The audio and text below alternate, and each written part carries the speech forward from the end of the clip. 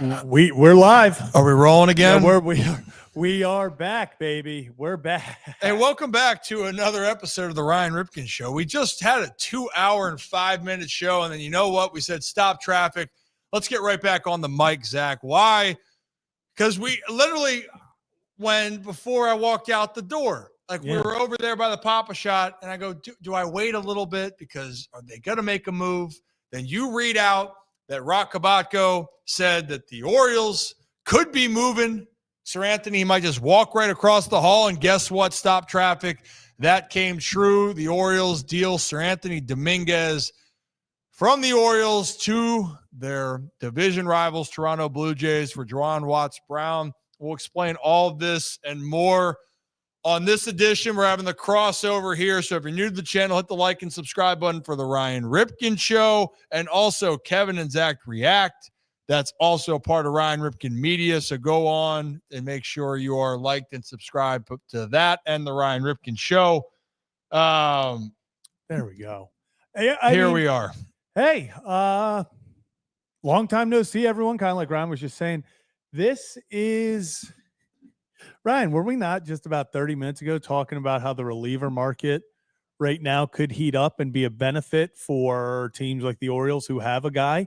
And if I do recall correctly, someone, maybe me, said that I would not be surprised if Seranthony Dominguez got a team's top 10, if he got like their number 9, number 10 prospect in return. Who did the Orioles get? Oh, just the Jays' number 10 prospect, the 3rd round pick from last year, who's already up in Double-A, I believe. So, hey, from what I'm seeing, people think this is fantastic value for Seranthony Dominguez. We'll see where he falls eventually in the Orioles rankings now, but I do have to say, this could be one of those deals that you look back on and you're like, damn, Orioles did pretty well. It always sucks to see a good guy leave, especially, I'll just say it, I'm going to rip the Band-Aid off. My entire strategy to beat the Blue Jays, to sweep them today, was, hey, last night you did a fantastic job, got Bassett out of the game in 2 1/3 innings. Today you get Lucas out in 2 2/3 innings. And I'm like, wow, that's how you beat up their bullpen. Get their bullpen tired. Make sure to go out there and get the advantage there. I wasn't thinking we were going to give them bullpen help. Oh, but that's what they got. And you know what? Regardless of who the team was going to be, you got to listen to the offer and the best offer that could be out there. And the fact that Gregory Soto got, in this case, Zach, the 19th overall prospect in the Mets system, and then also got Cameron Foster, who's turned out to be a pretty solid bullpen piece, at least in the higher minor leagues. In Double-A, had a 1.01 ERA. Don't look at the Triple-A numbers because it was one game he got lit up, and he just was brought up there. But for the Orioles, then it posed the question: if Soto could go for the 19th overall prospect, which lefty arm that can be inconsistent, where would Seranthony Dominguez fall, who actually has continued to feel like get better as the season's gone on? Yes, we know he can be a little bit wildly effective, but a fastball that can get up to 100, splitting off speed has been working really well, and he can close out games plus be put in high leverage situations. Could that get a top 10 prospect? Well, Zach, the answer, at least according to the ranks, is yes. Juwan Watts-Brown slotted in as the 10th best prospect by the Toronto Blue Jays. Yeah. So you get a top 10 prospect, a 1-for-1 on Dominguez on an expiring contract. What you got? Yeah, I was going to say, I think they're also, the Orioles maybe sent some cash. Don't know. Cash has always been straight cash, homie. You know? Yeah. So it is a 2026 move. It's definitely, you're not winning in 2025 by getting rid of, probably at this point, your closer. The two guys. I mean, we knew Seranthony and Gregory Soto were most likely getting traded. Now we officially know both are gone. But doesn't this just kind of, I don't know, like I feel a lot less pressure now, because I was kind of worried with Seranthony that if the Orioles didn't play their cards right, one, they would end up hanging on to him and get nothing for him if he leaves. But I was also worried that maybe they make a move early. And I'll be honest, when I saw they made a move right now with Seranthony Dominguez, I was kind of hesitant because I was like, oh, crap. Did they wait too early? Did the market not heat up enough for them to get the best value? For them to get a number 10 guy in any system, that's good, especially a third-round pick from last year who's impressing. It's not like he's a third-round pick and he's bombed and you're like, oh, well, we hope we can find something in him. Mm-hmm. This looks like a guy that at least the Blue Jays were pretty impressed with, and obviously the Orioles were as well. So here, let's pull up meet your newest Orioles prospect now. Juwan Watts-Brown, Double-A with the New Hampshire Fisher Cats. I'm actually surprised they don't have him listed as an Oriole in Bowie. A lot of times. Well, I took the photo like about a couple minutes ago, so it could have changed. I was going to say, I was like, they usually move quick. They usually do move quick. It's still up that way right now at the current moment. But for Watts-Brown here, just like you mentioned, he was a third-round pick in 2023 out of Oklahoma State, so college arm. The one thing that's going to stick out to me, Zach, because if you're going to be trading for a guy like this and for a starter, right, you're looking at, what's the upside? What's happening? What's the plan? Well, if you look at the win-loss, it shouldn't really matter. I know you want to win games in the minors, but 2-5 this year, 3.54 ERA, which, you hope to continue to see it get better, but very solid. But the big thing for me is that strikeout rate. Oh, I just was going to say. 89 innings pitched, 115 punch outs. So they're going with the upside of the stuff that he possesses. And those numbers tell the story. It paints the picture that he can get guys out. And Zach, I'll take it a step further with his stats this year. So I'm going to pull it up in the last 2 seasons right now. You can see in Double-A, in 51 innings, he's just over a strikeout an inning. In High A, where he was just humming, 37 innings pitched, 62 punchies. But a guy that certainly has upside. But the thing I like in Double-A so far, even though the strikeouts aren't as high, 201 batting average against. Yeah, and I'll take it a step further. You want to talk about something, this was immediately when I saw 115 strikeouts and 89 innings pitched. You're thinking, okay, does he go for 2 make Ks? Is this a guy who can't get, does he struggle with walks? Because a lot of times you see that. Yeah, but what was that? 38 walks in 89 innings? Let that you want to talk about that. If you are throwing 115 strikeouts across 89 innings and you're only walking 38, that's a good ratio. Mm-hmm. That is a very, very, that's got to be close to a 1-to-4 ratio. And that's what you want to see. That's awesome. I'm very happy with that, especially when you see a big strikeout guy. You kind of have that worry of, is the command there? Is he just trying to overpower guys? What's it like? I'm liking what I see so far. Obviously it's a prospect. We don't know what's going to happen there, but so far, I'm liking what I'm seeing. And right there, just to hammer this home, look at the Double-A numbers because we can combine it together. He's got 38 walks total this year, but 26 in Double-A, 53 punches. So that's a 2-to-1 ratio. For every 2 strikeouts, he's walking 1 guy. But the bigger thing for me, Zach, 26 walks in 51 innings. If you're going to be a power pitcher, you don't want to be a guy that's going to put guys on base a ton. And right now, I like seeing that number. Would I like to see it lower? Of course, everyone would. But hitters are only hitting 201, and they got 38 hits in 51 innings. I like that stat too. So there's a lot of promise here. And I just saw a report out there a couple days ago, Zach, that the Blue Jays were willing to trade some of their top arms to make a move. Well, guess what? They did. Now, have they still retained one of their top arms? So if we go to their MLB top prospects, because I'm curious if that has changed over yet, Zach. But for the Blue Jays, they're in it, man. They are in it. They are right where they want to be. They think that they can make a run at this. And why wouldn't you think that if you're a Toronto Blue Jay fan? So if you're tuning in for the first time, hit that like and subscribe button. Yeah. We got the Ryan Ripken Show and Kevin and Zach React collabing here, all a part of Ryan Ripken Media. We appreciate you guys tuning in, and shout out Merit Clubs again. Little double duty here with Merit Clubs here in Baltimore. They've been good to us. But Zach, top prospects here for the Toronto Blue Jays. As we mentioned previously, or it's still up there right now, that Juwan Watts-Brown is their 10th best prospect, and I will pull up this list at the current moment. They did keep some of their other arms in the process, but let's just be honest, no one thought that, and at least I did not think this, that you were going to get a top prospect for any of the guys that you have sold so far. But here's the list for Toronto. Okay? So Juwan Watts-Brown sits right there at number 10. So they were able to hold on to Zach, they had a lot of pitchers in the top 10 of their list. They held on to the rest of them so far. But for a deal, I want people to understand this. Seranthony Dominguez on a expiring contract. I know I see some comments or trade within the division. There's no guarantee that Seranthony is going to be back with the Blue Jays next year, nor to be back with the Orioles.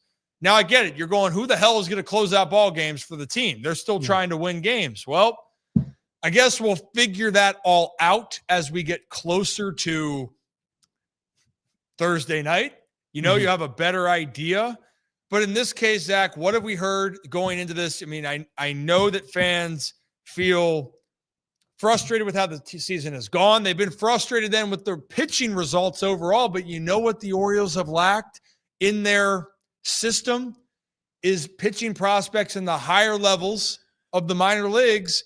And now you acquire Juwan Watts-Brown, who is now going to, my guess, is going to go to Double-A and play for the Bay Sox. They're no longer the Bootown Bay Sox. They're the Chesapeake Bay Sox. And so you now added depth to a spot of your organization that you really needed. And we'll see what happens. But for this, Zach, they got a top 10 prospect, which you wondered, could they?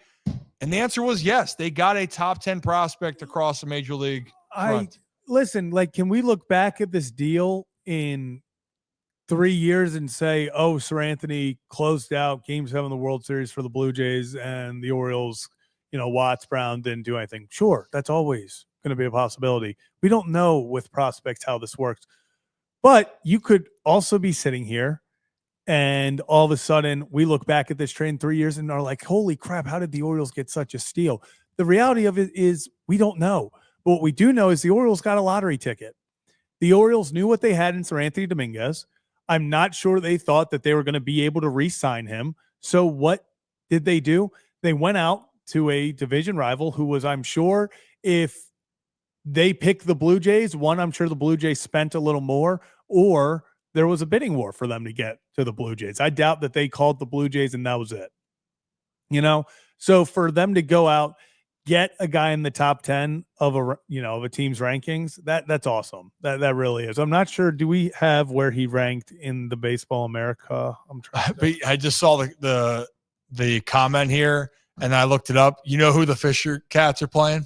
The Chesapeake Bay Sox. So he's walking across. You know what? They're playing each other. Hey, they made it accessible for everybody, except that Watts-Brown still has all of his stuff up in New Hampshire. But he's walking right across down there in Bowie to join the Chesapeake Bay Sox. Kyle Bradish on the bump tonight for the Bay Sox, by the way. But hey, also I do want to just say I love these sides of the trade, especially with prospects. We have 40 overall rating, Orioles fans upset, and then you have Toronto fans going, I'm assuming with the name Toronto, which appreciate joining, going, hey, JWB is a real talent. He's a legit pitching prospect. So I don't know if 40 overall rating is where we want to just automatically look. These guys, watch them play. You see what they can get. These are lottery tickets. These are guys are real talent. So and it is hilarious though about them both teams just having to switch dugouts. Have you ever been a part of anything like that? Just real fast. Of a player getting traded. I've been a part of guys getting, DFA'd and traded a little bit, but not for like any big move. Cause you got to keep in mind when I was with the Orioles organization, they were bad. For 2018, it went downhill 19. Actually, in 18, though, not that we had anyone traded on our team, but we had players get traded to our team and going, oh, no, like this guy got to come take a spot. There was a player, JC Encarnacion was one of the players brought over from the Braves who no longer didn't pan out in the Orioles system. But that was part of the deal, I think, that set Brock O'Day or whatnot to or Gosman to Atlanta, whatever the deal was, right? So, yeah, that was like my closest thing. But I've had other guys that have just been like, yeah, I just got traded or I just got DFA'd, but it was like a small deal. Like I remember Sean Armstrong telling me, Army, we got DFA'd, or before he's getting DFA'd, he got traded to the Rays. And he's like, all right, man, best of luck. I'm like, oh, you're out of here. Okay. That's great. Sean, Army, best of luck. And actually, Sean Armstrong was my last professional at bat of my career. He went to the Rays, was down in AAA then towards the end of the season. My last at bat was against him, and he gave me a cookie, and I got out anyway. Tough end to the season, but you know what? If you're an Orioles fan, this is not a tough deal. It has upside, and you're seeing it here right now. And if you're new to the channel, either channel, Kevin and Zach React or the Ryan Ripken Show. The Ryan Ripken Show, we're live every Tuesday, Wednesday, Thursday on YouTube, X, and Facebook. But we're live every day this week because of these moves. And Kevin and Zach React, they are live after every Orioles game and probably a lot more as we continue to grow the channel, all a part of Ryan Ripken Media. We're actually just 21 subscribers away from 2,000 over on Kevin and Zach React. So if you're watching over on Ryan Ripken Show, before you leave, if you want to head over Kevin and Zach React and give us a subscription, that would be awesome. Really appreciate that and helps us out. So yeah, we'll probably see a lot more collabs on the two channels, especially during big moves like this. But if you also want to go talk after an Orioles game after tonight, we'll be over there on Kevin and Zach React.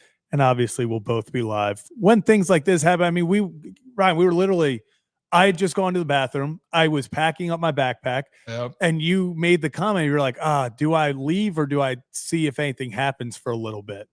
And we're like, I was like, I'm probably, going to make my trek home, all this. And then the text hits. It's like, oh no, this is official. Like, and we went into straight, okay, you started recording. I started getting thumbnails ready and it was full go since. Oh, goodness gracious. Shirts and pants. Well, to give you guys some more context, if you're just tuning in, Seranthony Dominguez, one of the Orioles' high leverage relievers, has just been traded to the Toronto Blue Jays, who the Orioles are currently playing. They won game one of the doubleheader. And Seranthony, he's essentially just walking right across to the other clubhouse. And he will be, my guess is he'll be ready to throw if he needs to for the Toronto Blue Jays. If he does today, time will tell. But maybe we could get a little, I guess it wouldn't be as bad. Although I will say, not to, say anything or wish ill on anyone, especially, I hope the best for Seranthony. But Brian Baker's first time out after getting traded from the Orioles, 3 runs in the loss for the Rays.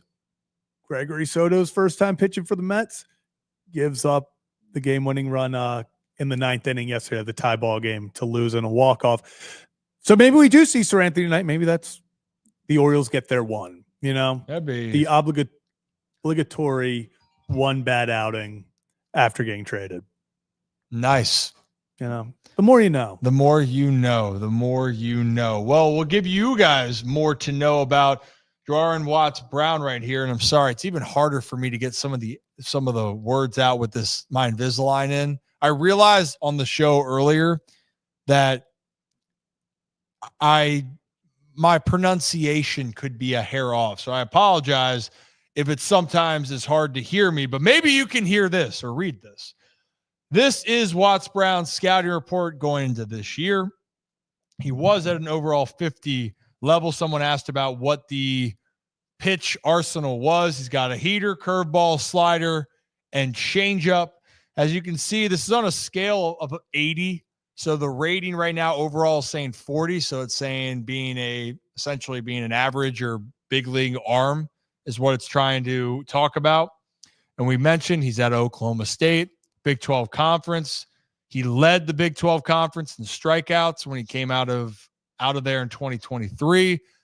He's continued to try to improve on his routines. He has an excellent feel for his slider, which is his best graded pitch, low 80s. And he's got an upper 70s curveball, which can be a whiff-heavy option. But he could benefit from a little more juice to his fastball where he's sitting more of the low 90s. My guess, Zach, is he's probably that 92 to 93, maybe getting up to 94, 95 when he's feeling good. I'd say the walk still going back to it. I think the walks he's been good. If we're looking at the number, the walk rate's been better. That's what impresses me because as a young guy going up, 23 at AA, I mean, he's going to have to, that's something where I feel like that's the last thing a guy kind of gets under control. Especially for top guys, I feel like if you have good stuff, especially with the slider being his quote, his best pitch, maybe you're looking more swing and miss stuff. So you're thinking maybe there's some walk issues. For him to not have any walk issues at the moment, that's awesome. That's what gets me fired up.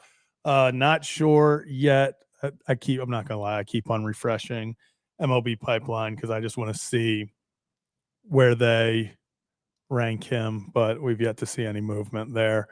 But I think the biggest thing for me is the fact that this is a guy who was a 3rd-round pick last year. He is moving up the Blue Jay system relatively fast. I mean, if he's already pitching well in AA, I assume he starts next year AAA and then could very well find himself in Baltimore. So I think for the Orioles, you get a guy who high upside, pitching well, and if you're the Blue Jays, you get a rental of a guy that you hope can go out and genuinely improve this bullpen. And I think that's what is the most important thing. Is I'm not going to sit here and obviously we can look years down the line and say who won the trade. I think if you're the Orioles, you're happy. I think if you're the Jays, you're happy. I think that's the biggest, at least right now. The Jays needed bullpen help and the Orioles took advantage. I mean, Ryan, we kept talking about this. The prices were going up for relievers. And I'll just say it. If Seranthony's getting you a top 10 prospect, I do not think because of his team option, that they would get rid of Kittredge. I think that's maybe a little bit, overkill of getting rid of guys. But if because of that extra year, because of what he's been doing, someone comes up and offers another, maybe their 7-8 guy for him. I mean, we talked about relievers. It felt like the first one to go was I'm going to set the market and things were just going to go further up after. For Seranthony to get a top 10 prospect from a team, there's the bar. So, price, as I say, in the wire, price of a brick is going up, Certainly is. And a big reason why the price went up is when you're looking at the market for high leverage relievers. We talked about it yesterday, Zach. Talked about it earlier today on our show, which we did the full 2-hour show for the Ryan Ripken show. So you guys can go check that out. We spoke with Vice President of Player Development for the Orioles, Matt Blood. And then we talked to Chris Titan, not about baseball, but Happy Gilmore 2's out, by the way. He's in it. We talked all about that. And we talked about salary caps. So you want to talk more of that baseball conversation, the full show. But we did mention about how relievers were going to be at a premium because you know what? People want closers, Zach. Yeah. People want guys at the end of the game to close it out. And that's why Emmanuel Clase's name was so brought up with the Guardians. Why? Because teams would have paid a premium to have acquired him. But now, obviously, off the list because he's not available, at least until August 31st, or the investigation comes to a halt and they are able to make their decision on the findings here, which could be very devastating for Clase and the Guardians. But when you look at David Bednar with the Pirates, that's a high price tag. Ryan Helsley with the Cardinals, high price tag. Felix Bautista is not on this list anymore. So Duran out there with the Twins, right? If guys wanted to trade for those players or teams, that's a hefty price tag. So you know what teams are doing? They're going, well, let me go after guys that have shown that they can go out there and have success. So right here, and it's cut off on the bottom of the banner, but Seranthony right now, insert him, 3.24 ERA, 54 strikeouts, and 41 2/3 innings. High leverage guy with a little bit of upside because he can throw 100. That's the upside, not saying on the age, but that his stuff can play up, and he goes to a contender in the Toronto Blue Jays. And Toronto 63-93. I'll tell you right now, since you're saying how good is Dominguez is coming from O's fans, he has the ability to provide elite outings, but he sometimes can be wildly effective where you sit there and go, damn, this guy is lights out. And then you have moments of going, okay, Seranthony, let's calm down on the walks. This is getting a little hairy, but for the most part, he gets out of it. Yeah. For the most part, he can. And his stuff is good. Fastball, splitter, off speed. He has that potential, but there is that variant, Zach, that Blue Jays fans are going to have to see with Seranthony as he heads on over to now help the Blue Jays try to win the American League East. Yeah. I mean, if, we want to talk about Seranthony Dominguez, talk about an electrifying arm that's going to go out there. And when he is on, you cannot hit him. He is one of those guys when he is out there and he is on his stuff, it feels like no one can touch him. Now, he has those wild outings where, hey, he still gets away with it. Sometimes you don't have to locate 101 perfectly. If you throw an 86 mile an hour slider over the middle of the plate, you're probably watching it. You're probably asking for a new baseball. You maybe hang something at 101. You're more likely to get away with it. So for him, the biggest thing has always been, I think, the long ball. Stay away from the long ball. If he's not giving up the long ball, he's fantastic. And I think that's going to be the biggest thing for him in Toronto. If he can keep that long ball, at bay, this is a massive addition for that Blue Jays bullpen. And he had a really rough month of May.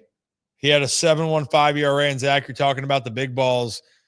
When he gave it up against the Royals, gave up 2 in that outing alone in that game.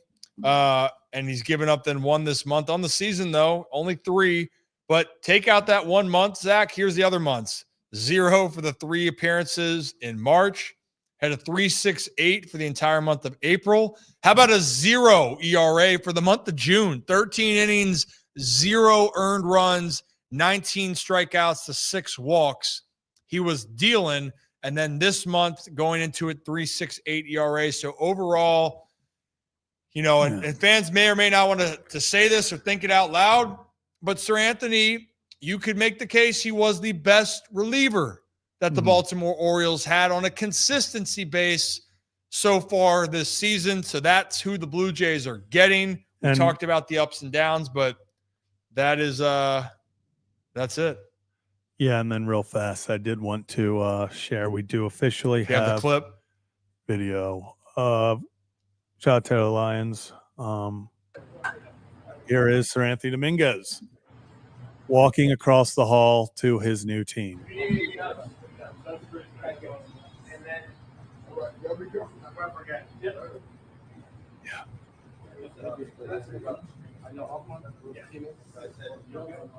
That's got to be a weird. And then he's literally now the Toronto camera crew is now picking him up. Yep. And logistically, this is nice. I was going to say, especially because it's in Baltimore, so you can get your stuff kind of. Yeah. Kind of. Someone can help you get your stuff together. And then you can be on your way. But it is weird when you're like, all right, game 1's over. Good job, everyone. Game 2's at whatever time. And, oh, hey, Seranthony, can you come in here for a second? And maybe. Although I will say, if he heard he was traded, I don't think that, like you said, I don't think the worst outcome was you're traded to the team across the hallway.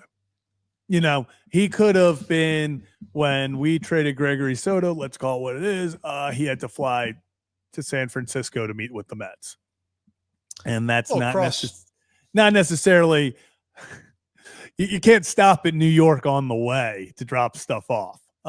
That is you're flying to San Francisco, and then you're probably having people back here get your other stuff. But it's weird to say. I'll say that. Oh yeah, but it's not the first time this has happened, Joe. I'd have to look up other moments, but I've seen it growing up. Bud Norris and was LJ another Hose one. did it in 2013. Yep, no doubt about it. And Charlie, I wasn't saying that he's going to be their closer. I'm saying that Dominguez can close games. When teams are trying to acquire talent at the deadline, you're trying to acquire typically guys that you believe can be in the high leverage. That's what these teams are looking for. And even the closers that could be available, if a team has a really good closer already, well, if they're really feeling froggy, why don't you add another guy that can be an elite closer that's your setup guy? I like to look back at, I know O's fans, sorry about this memory, but the Kansas City Royals, when they won the World Series, Kansas City's bullpen 7, 8, 9 was absolutely disgusting, of Herrera, Wade Davis, and Greg Holland. When they got to the 7th inning, it was game over. So for a team, I'm not saying this is Seranthony Dominguez, by the way. This is not me saying he's the lights out guy. But teams are looking for, how do we get better in our bullpen when the moments get tighter and tougher? Do we have pieces there that are comfortable in the surroundings? You know what Seranthony Dominguez also has, Zach? What's that? Playoff experience. Yeah. So veterans are going to be at a premium here, and veterans with high upside stuff. Again, not saying that Seranthony is a high upside guy. He's moved around. You kind of have an idea of who he is, but he has really good stuff. You don't want to believe me? If you look at Baseball Savant going on there, he has a heater that is getting up to 100, and he's got a sweeper that's about 87, and then he's got the split. The split has been the pitch for him this year, Zach, that has really helped his game. And looking at it, it's his best year so far he's had over the last few seasons. Yeah. And when I'm looking at the split right now, because that's what he added to this equation here in 2025, didn't have that last year. The split so far this year, batters are hitting 114 off of his splitter, 118 off of that sweeper. And then fastball, though, 264. So that splitter being headed, Zach, huge addition. Huge addition to his success. It changed the way he can pitch. Because if you have to, in the back of your mind, I mean, he's throwing 101, but you have to keep that splitter in the back of your mind. Ball comes out of his hand, that slight fast, split. Nope, fastball. If you even hesitate and you're like, is that split? 101's past you. If you then go, I'm going 101, I'm timing up, splitter's falling off the table in front of you. It has changed the way he's been able to pitch. And it has been absolutely incredible. Similar actually with Brian Baker. It's just adding a pitch here and there can do wonders for a guy and how he develops, and just kind of giving him that extra edge. So I'm excited. I mean, yes, the Blue Jays, it's a division rival. I'm still going to hope that Seranthony does well. He's done nothing to warrant me. There are some players where I know people are like, I'll never root for a guy once he gets traded. No, unless Seranthony comes out and he's like, I hated every second there. When he's against us, will I hope he does well? No. Will I root for him in the playoffs if the Jays are on the brink of elimination and I could make fun of him? No. I hope he does well. I'm not going to hope that he has a 7 ERA. But, it's interesting looking around at some of the other pitchers that even last year were big parts of teams. I saw Jordan Romano, right, was with the Blue Jays. And I'm not losing my mind, right? He's the Blue Jays, the back end of their bullpen. Close games out, right? He's having a rough go in Philly, by the way. If you're going to check out those numbers, he's got a 6.99 ERA. So when we're looking at the numbers and the metrics of saying, okay, this is where Seranthony is, these are the worries.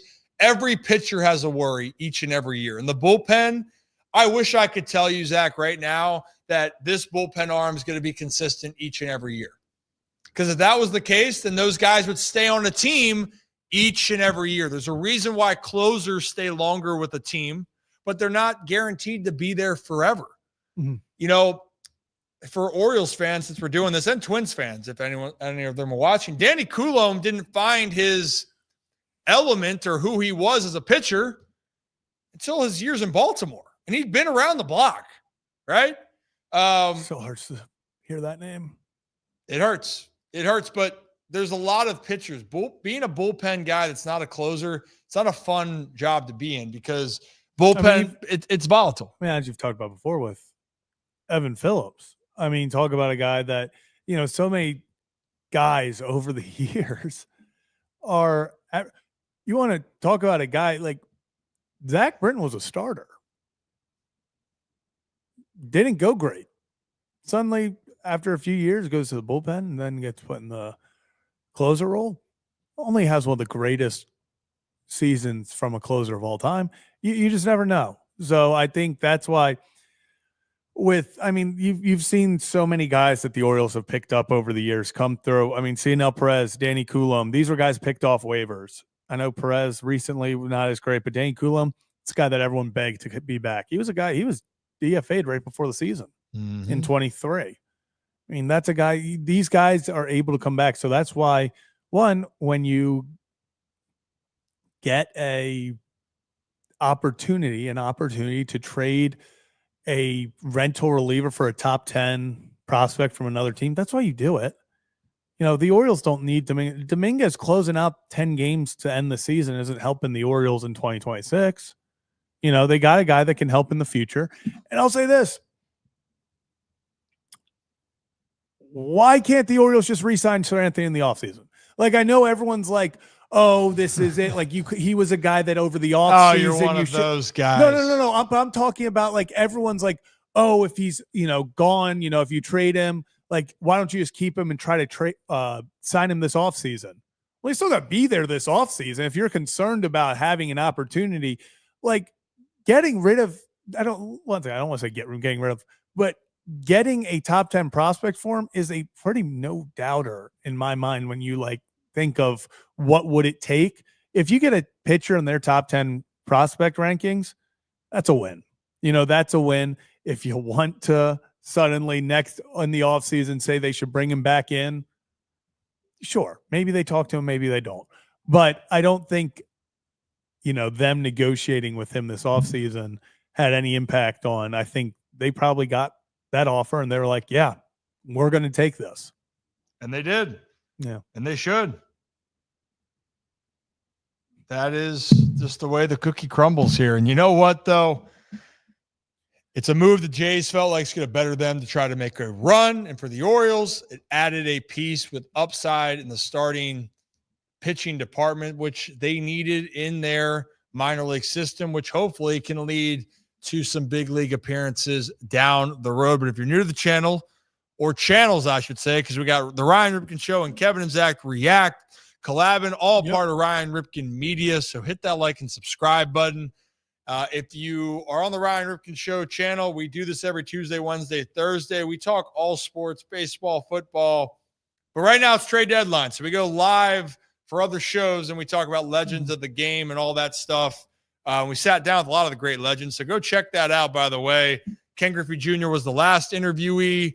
We've had a lot of great guests, and we have more upcoming. And for Kevin and Zach React, any reaction, any breaking news, they are on it. And if you're a Baltimore fan, Kevin and Zach are live after every single Oriole game, and that will be the case when we move to the fall for football season.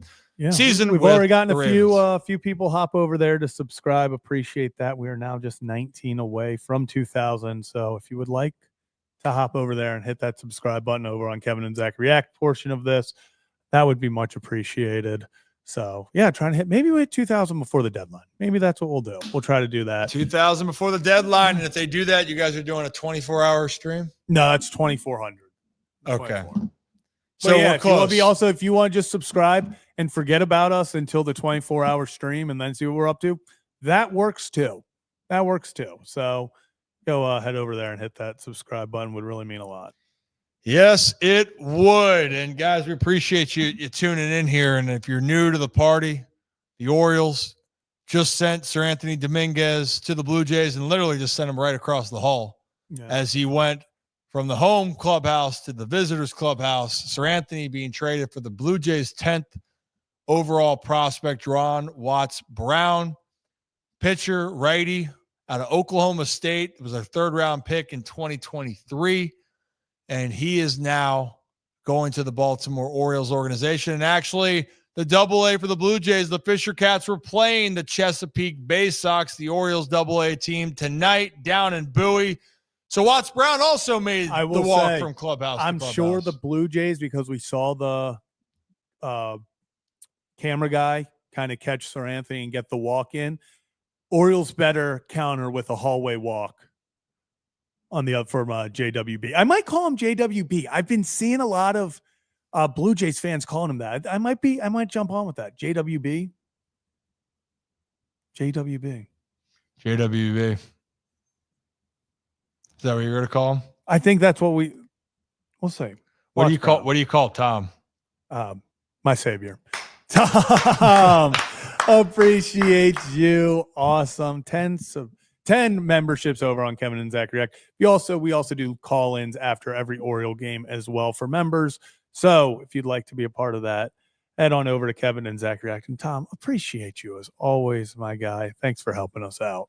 Tom, people helping people there. And that is right. If you're a member on the Kevin and Zach React channel, they go live after each game. But to go live, to call in with the lives, to call in, you got to be a member. So Tom just gifted 10 memberships. So for those that are interested of calling in right there, whammy, there it is. And here on the Ryan Ripken Show, we have more things brewing. We're trying to redo some things for our channel memberships upcoming.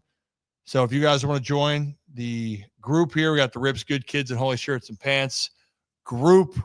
Whole lot planned for this fall as we move towards football season, but we still got a lot of baseball news to talk about. And Zach, I mean, goodness. All right. I mean, I think we've talked about everything we need to talk about. I think I'm not going to lie. I was like, in my head, I was sitting there thinking, I was like, I think we did it. I think we got all we needed to out about this. I know for a fact we're going to hit end. We're going to start walking out and someone else is getting traded. I've accepted that. Like, just let me get home to the home studio so I can set up there. Just one time. Yeah. Just one time. And I got to do like this. Got to be exciting to be a fan of a seller in this market. Like, I know people are frustrated because obviously the Orioles are not at the moment in it. And yeah, we're just trading away guys. Is it not exciting to just kind of sit back and see how your team looks long term? I don't know. I think that I truly get. I like the trade deadline regardless of buying or selling. I think there's those fun aspects to both. Austin, you better be lying to me. I was just going to say, Austin, you're lying, right? It didn't happen. Right? We're good. Okay. No, nothing's happened. Hey, you know what? We're down to talk about the cause for all this. You know what, Austin? That for D's.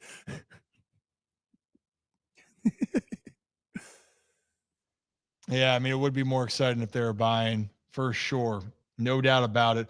Michael, I don't know which one you're looking on. If you're on Kevin and Zach React and you want to join for the membership to call in on those shows, there's the join button next to subscribe. And if you're trying to join the Ryan Ripken Show, the Rips Good Kids or the Holy Shirts and Pants members, which on Thursday shows, which actually I just realized on Thursday we'll have call-ins here on the Ryan Ripken Show. We do the Rip After Dark to talk a little bit more off the cuff and more intimate with our channel members. But that will be Thursday, will be our call-in day on the Ryan Ripken Show. But either one that you want to do, you just click join next to subscribe. And that should have you able to join in on the fun. And that's all I got as far as that is concerned. Guys, I'm sure something else is going to happen here because the trade deadline is now almost 48 hours away. Yeah, we're 48 hours and 12 minutes. And we will be doing a live stream on the Ryan Ripken Show from 2 to 6 on Thursday. So come join us as we break that all down here. Or earlier. If something happens earlier, we'll be on. Yep. Yep. And the one that was just gifted, Michael, was with Kevin and Zach React. So thank you to Tom. Head on over to Kevin and Zach React to go check that out after every Orioles game. We'll also be live tonight after game 2 of the Orioles versus Blue Jays. So if you want to come check it out, see what we're about. Let's see what happens. It's a fun time. Win or lose, we like to have fun. Do we? I'd like to think so. We like to think so. But you know what we like to think? We like to think and thank each and every one of you guys for tuning in as the Ryan Ripken Show went double time and Kevin and Zach React. Well, they're going to end up being double time for doing a show later. Hit the like and subscribe on the way out. And once again, Seranthony Dominguez, thank you for your time in Baltimore. Now, best of luck to you as your career continues and you join the Toronto Blue Jays that are right in the running to not only win the American League East, but try to make a push deep into the postseason to try to bring a World Series back to Toronto. But that'll do it, fellas. Yeah. Have a day. Have a night. Do you want to sign off with how you usually sign off with Kevin and Zach React? Yeah. This will do it for Kevin and Zach React. Live after every Orioles game, Orioles news, win or lose. So we'll be back tonight for game 2 of game 3 of the day, game 3 of the series between the Orioles and the Seranthony Dominguez-led Toronto Blue Jays. So we'll see what happens during the game, and then we'll talk about it afterwards on Kevin and Zach React. Appreciate all you guys. And then, Ryan, you want to cue the music for this, for yours? Are we queuing? No. That's just a break. Wait, hold up. This is big. What? Oh, I'm not seeing him. I saw that he got sent over. Oh, no. So I'm seeing Austin. Where are you seeing this? Okay. So yes, it is official. MLB Pipeline has updated. JWB, Jerron Watts Brown, is the number 8 prospect now in the Orioles system. Nice. That's pretty damn good for a rental reliever. Pretty damn good. Pretty good. That actually just got me fired up. There we go, baby. Good kids. Well, guys, as always, we're not cueing the music because it's not a part of the special, but as you guys know, have a day, have a night, have a great stinking rest of your Tuesday, but I'm sure you'll see Kevin and Zach later on after the Orioles post game, and hell, you might see the Ryan Ripken Show pop back up because trade deadline's too unpredictable. Oh, gosh, I might just need some tequila for the next one, though. But be good, everyone, and talk to you guys.